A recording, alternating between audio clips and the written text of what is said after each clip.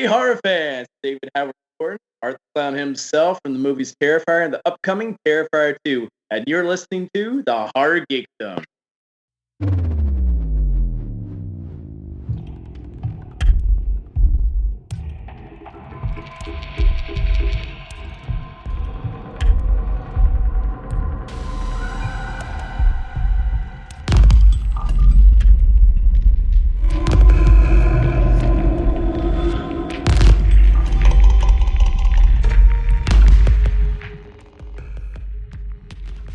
Welcome to the Horror Geekdom, the dungeon where we geek out on all things horror, thriller, mystery, and suspense. And I've been out of it for, 11 months? But it's for good reason. I mean, you know how life happens sometimes. And, life was happening for a while there, and I just wasn't able to get to the microphone. But I'm back. I'm not dead, at least not yet. I'm dead-ish, but anyway, yeah. So welcome to episode 4 of the Horror Geekdom, and to help me kind of ease my way back to the microphone, I thought I'd do something really simple and easy. And that's a top 10 list. And so I'm going to do my top 10 list of my favorite horror movies from 2021. Yeah, I know we're 5 months into the 2022. Hey, good things come to those who wait, right? Anyway, I thought I'd do a top 10 because, it's easy. Everybody loves them. And everybody else was throwing their selections in the hat, so I thought, I'd do that too. So anyway, I've recently been kind of warming up to the microphone. If you guys are into like creepypastas and Ask Reddit stuff, I got a little treat for you, and I'm going to say that till the end of the episode. I'll tell you more about that, and maybe that will help explain why I've been away from the dungeon for so long. But I'll say that till the end. See, that's what they call a little teaser. They tease you so you can keep on listening to the entire podcast. And you have to wait till the end because the good stuff comes at the end, right? Okay. Now, this is my top 10, as I said, of my favorite horror movies that came out in 2021. Now, when I say mine means not yours. Okay? These are my picks, my personal opinion picks of what I really enjoyed over the course of last year. Now, if there are, if there's something on here that is not on the list, that you think should be, chances are one of two things. Either I didn't see it, or I did see it, and I did not like it. So it's not going to get on the list, right? So, again, this is my list, okay? Anyway, so let's get right into it. Now, if I'm not going to do like a real long spiel about each selection. I may tell you a little bit about what I liked about it. But if you want to see me, or actually, this is a podcast, you ain't seeing shit. If you want to hear me do a more drawn out, more extensive review and commentary on some of these movies, let me know in the comments down below. Or you could contact me via Twitter at The Horror Geek, or you could email me at thehorrorgeek@outlook.com. Or you could just go to my link tree, and there's a bunch of links on there where you could connect with me and reach out to me and like and join, the Instagram and the Facebook and the Twitters, and I think I have a Patreon in there, even though I never really said anything about it. I figure why should I? Let's ask for money, and I haven't put anything out in 11 months. Good luck with that. Anyway, so this is my top 10 of my Not yours, my favorite horror movies that came out in 2021. God, it seems so like ancient history. It's been so long since. So anyway, number 10 is The Empty Man. This is one of I think one of the better H.P. Lovecraft's stories that have been adapted to a movie. It's really good. It's really good. And the twist at the end is something that I think you guys would be surprised about if you're not familiar with Lovecraft. So anyway, yeah, and again, if you want me to do it more of extensive review or commentary on these movies, just give me a shout out, reach out to me, and tell me, hey, Horror Geek, do the review of number 10 or whatever. Okay, but I'm not going to spend a whole lot of time on this. So anyway, going on to number 9. See, I told you this is going to be quick. Number 9 is Halloween Kills.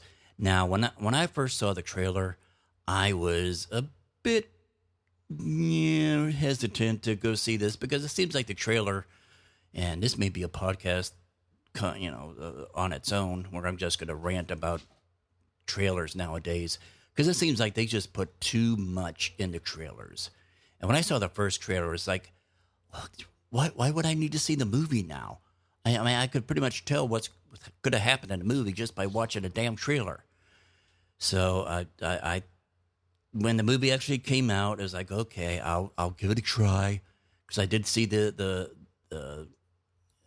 first of the, I forget the name of it, but the first of the trilogy, of the new trilogy here of Halloween. And I thought, well, since I already saw that, I may as well go see Halloween Kills and keep the continuity up.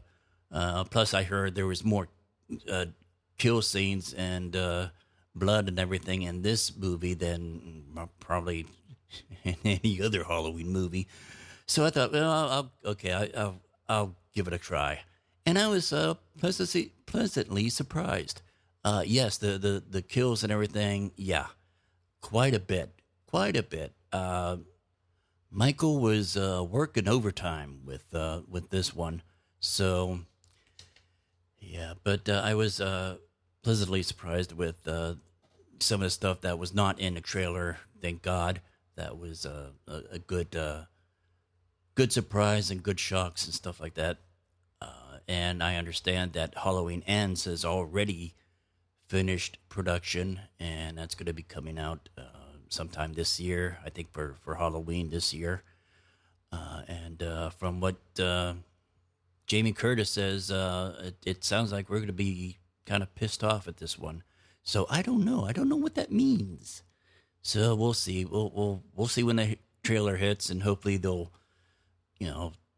be a little bit more, crafty in how they do the trailer, and they don't give too much away. But yeah, that comes in as my number 9. Number 8 is still on Netflix. Army of the Dead. Now, I first wanted to see this one. I was excited to hear about this one because my man Dave Bautista was in that, and if any of I understand some horror fans are also wrestling fans, so yeah, I'm a big fan of Dave Bautista, the Animal, and so I've been really happy with his Hollywood career. One of my favorites is in Blade Runner 2049. He had a little small bit part at the beginning, but still, that was a great movie. Blade Runner is one of my favorite sci-fi movies. So yeah, so Army of the Dead, they basically go in to get into Las Vegas. The zombie apocalypse has already happened. Las Vegas is just overrun with zombies and zombie tigers, and it's gotten to the point where the zombies have actually created their own little community, their own little government there in Las Vegas. And they go in there, and they have like so much time to get in there and get out because Las Vegas is going to get nuked. And of course, the plan never goes as it's supposed to. But yeah, I like that one. Coming in number 7 is Lucky. Lucky is sort of like I I kind of compared it to a Groundhog Day, where this woman is reliving this night where somebody comes breaks into uh, her house, her husband there, and somebody breaks into her house and kills her, and she keeps reliving that day over and over and over again, and she learns to kind of do things differently to defend herself, and it's I don't know, it has a bit of a I think a social commentary as far as violence towards women, and so I think that was very poignant. But that comes in as my number seven, the movie Lucky. Number six is VHS 24. I think this is one of the better VHS movies, or what do you call it, the anthologies. It's they don't have as many. I think there are maybe like four or five in there uh, compared to the other ones. But this one here, I think they got some of the directors from the previous movies, the anthologies from the previous VHSs. But this one is, I think, more more well rounded. A lot of these anthologies, you get maybe one or two really good stories, and the rest of them are kind of meh, bleh. But this one, I think all the stories in this one was pretty solid from beginning to end. So, and I think the one where the little one of them was kind of I laughed my ass off because it was comedic of these redneck yahoos do like a militia thing, and just some of the crap that they were doing. Yeah, I like that one too. That was, I think, one of my favorite ones. So number six, yes, VHS 24. Number five, The Medium. This is one of those ones where it's kind of but the third act of the movie really you just gotta like bear with it. But the third act really makes good on it. So I just for that last half of the movie, um, that comes in the middle of my top 10. So number five is The Medium. Number four is a real nightmare fuel type of thing. Dark and the Wicked. The Dark and the Wicked. This is one where a couple goes to, they move to a little house out on the prairie to help uh, their their mom. I forget whether it's the wife's mom or the dad's mom. It's just whatever. It's been a few months since I saw it, but I do remember that they went out there to help the mom take care of the dad because the dad was dying, and then trying to figure out what the hell is going on with the mom. The visuals on this is pretty bizarre. I kind of I liked it because it reminded me of the remake of, I think it was The House on Haunted Hill with Jeffrey Combs, and just some of the visual, really rapid, movements and stuff from the ghosts and the ghouls. Just the visual effects on that is just sends shivers down your spine. So, but that was a really good one. Number four, The Dark and the Wicked. Number three, Malignant. This is one. This is a. This is just a really out there movie. The Once you find out what's going on, I mean, I think the first third is you're just trying to figure out whether these ghosts that this woman is seeing and having visions of are real, or if they're in her mind, sort of like a mental illness type of motif. And but when it's revealed what's actually happening, it's like, yeah, it just goes butt ass crazy, and especially near the end, the third act, it just goes hog wild. It does. There's this one scene in the police station where they do sort of like almost like a Matrix type firefight, and just the just the stuff going on in that police station is just out of this world. I loved it. So that's number three, Malignant. Number two is a sort of like a shot in the arm of the Saw series, and that is Spiral from the Book of Saw. Now, Chris Rock, before he got bitch slapped by Will Smith, he was a big fan of Saw, so he produced and starred in this movie.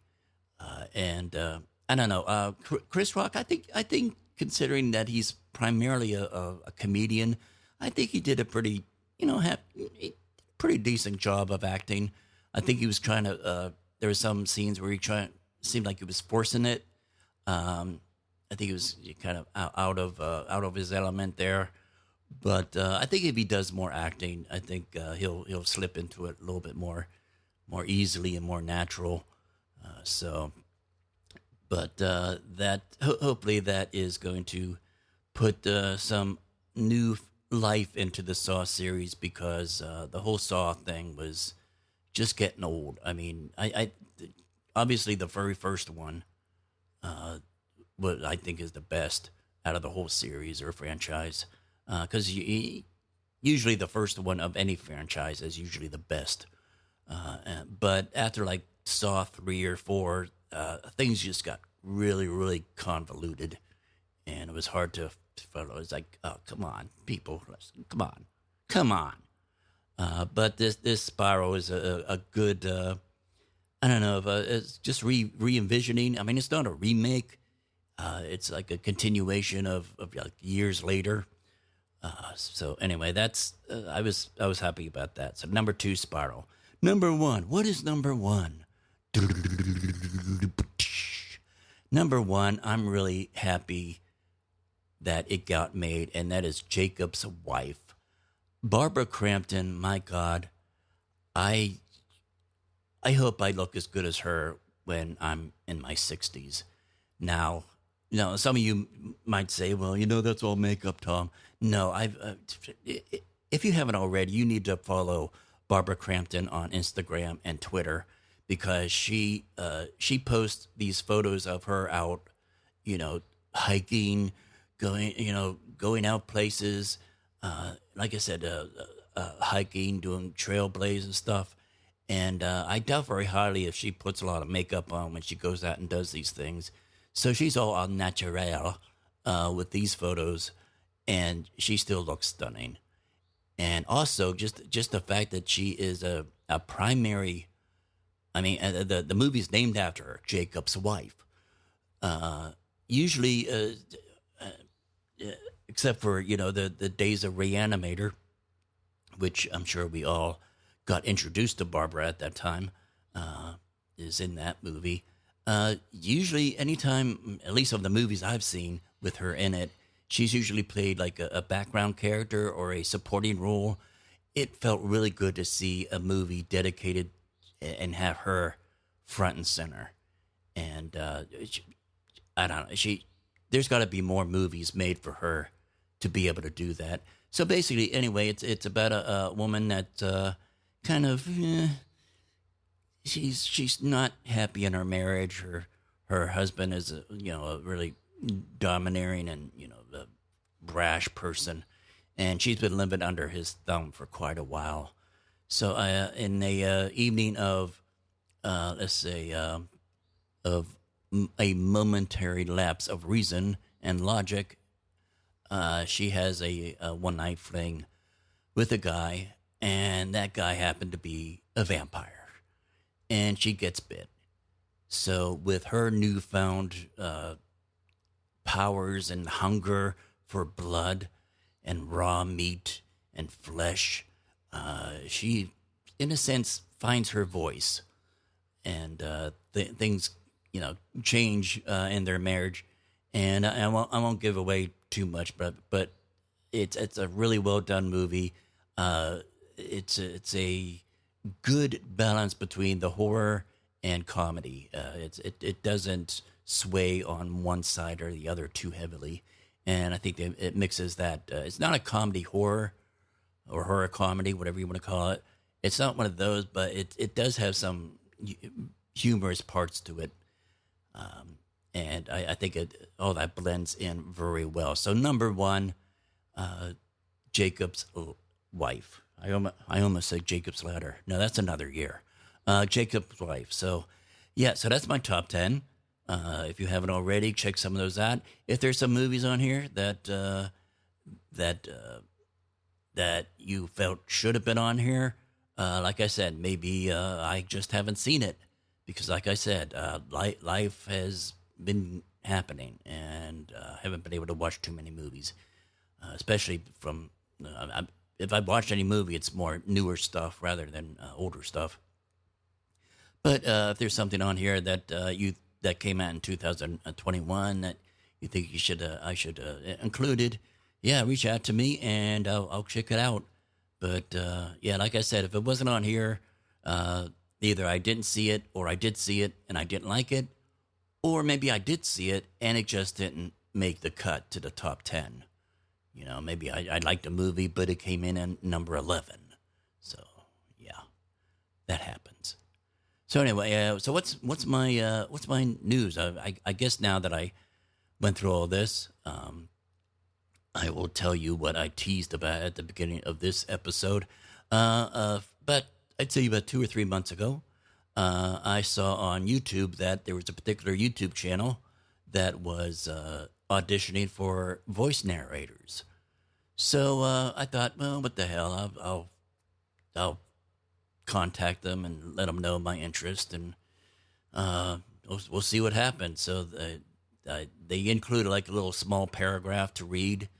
So I did that, and I guess about a month later, I got an email back saying, "Love your voice, and we'd like to have you do like a second audition." So they sent me a longer script to read and submit, and I did that. And they came back to me and said, "Okay, hey, here's the deal.